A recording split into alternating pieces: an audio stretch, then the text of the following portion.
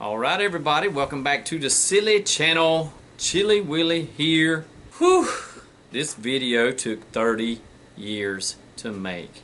Nah, not really, but it's a 30-year story. I've had her 30 years, September 25th. Makes 30 years I've had it titled. But we're going to go through some pictures, and I'm going to show you why I'm a car guy. Picture number one right here, it's my dad standing out beside a 67 Camaro. Reason I can tell it's 67 because it's the only year they had the split windows that fold out. He built a Dodge Demon. Novas. He loved his Novas. 68, 72 Novas. That was his thing. He built, ooh, good grief, maybe four, I think. There I am in front of a 77 or 78 Nova, it appears. And then here's where it started. My dad's Chevrolet mechanic, ASE certified for 20 years, whatever. The dealership, he worked at a dealership called HJ Chevrolet down in Pink Hill, North Carolina. And he was a Chevrolet guy. And he bought a 68 Mustang whenever I was 15 years old. And there's a picture of me in front of that car. I think I had just turned 16. And I'm check out that sporty, that look. Oh my goodness. Got my mushroom mullet going on. But here's a picture of it. Same car, 68 Mustang. He told me I could put Keystones on it, so I put Keystone saw blades because the saw blades were just coming in. This is 1989, 1990, whenever this picture was taken. They woke that car up, made it look really nice. It was a 289 car with 302 hypo heads bolted on there. Pretty quick little car for a 16-year-old. Very quick car for a 16-year-old. And here I am at that looks like I was 19 years old. 18 and a half, 19 years old. And that is a Nissan 200SX 85 model, if I'm not mistaken. That little car would fly. It had the Z24 engine, which was a 4-cylinder with 8 spark plugs. And it was a good little car, and it still got 31 miles a gallon. I'd love to still have that car because I have not seen one in 20 years. And then here it is. September 1992. This car, that's the way I saw it. I've got a picture of it somewhere of the front, and you can see the damage on it. This is a true GT car. You can see the GT emblem. It did have a GT front end on it. I had people trying to say I'll turn the LX into it. But you can see the sport seats. Those are GT seats. It was a bone stock car. The radio was the only thing that had been changed on that car, and I think I'm the second owner. I don't know if that guy bought it from somebody secondhand, but he was drunk in Raleigh, North Carolina, and hit a parked car with the passenger side and front clip, and so they replaced the hood, front end, put an LX front end on it. That's all the guy had in the junkyard. He had him a little junkyard going, parts cars, and he put the 85 LX front end on the car, and a fender in the hood and a windshield, because that guy hit the windshield with his head because he weren't wearing a seatbelt either. There was Bud Light bottles in the floor. That's why my placard that I have at the car show says "Don't drink and drive," and it tells a little story of the car. He never went and got the car from the impound yard, so the impound yard sold it to my best friend's next door neighbor. He bought it, and I wanted it because my buddy had an 86 GT, and they were fast. It was faster than that 68 Mustang. And then I've got this picture of it in the body shop, and you can still see on the windshield, you can see the, that's where they had just bought a windshield, is what that is, from somewhere. So they put a brand new windshield on it. They used the hood, the fender, and the front end off the other car, and they used a burgundy car. You can see a burgundy radiator support in that car. And here it is the day I brought it home. It had a front license plate bracket on it, which is, you know, California and some of your Virginia states you have to, but this has been a North Carolina car its whole life as far as we know. But you can see the LX front end. The guy didn't paint the stripes or the hood back with the charcoal gray trim. I can still see the GT trim on the door there. He had it blacked out. Here's a picture, my first trophy, because the whole purpose I bought this car was I wanted to go quick. I wanted to have a quick little car. These things were everywhere at the time. And I had just put the hammers on it here. You can see I put the hammers on it. And I had dented the fender and a few odd end things. So me and Dad started sanding it and getting it prepped up for a new color. And I was going to go yellow or purple. My buddy decided he wanted purple. So I went yellow.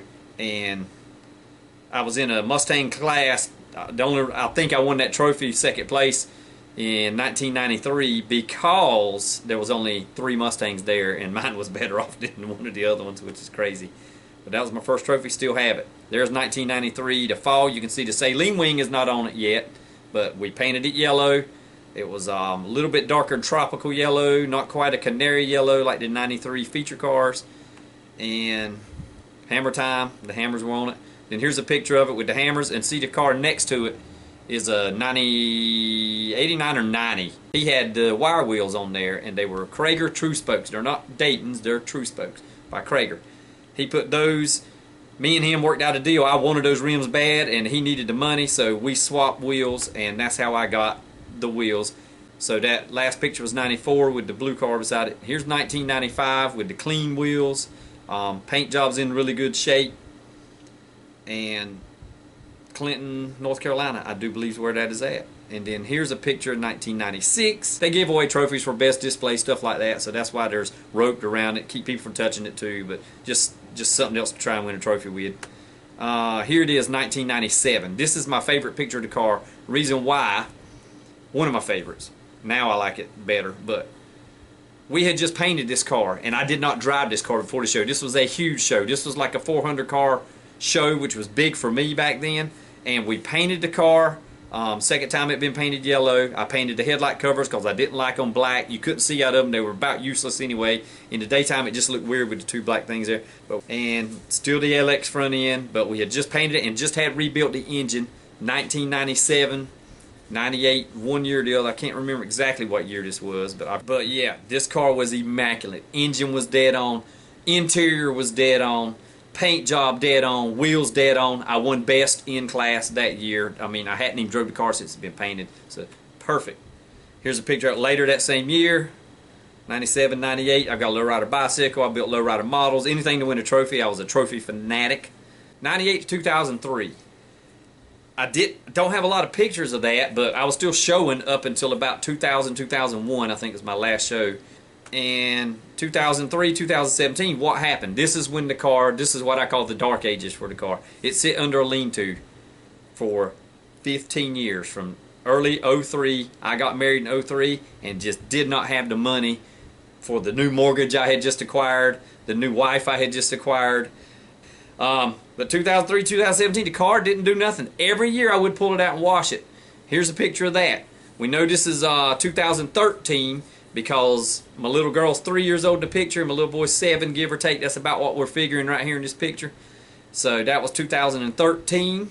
That's what we did. Every year we pulled the car out and wash it. I just did not have any money to dump into the car, so I just didn't get any money dumped into it.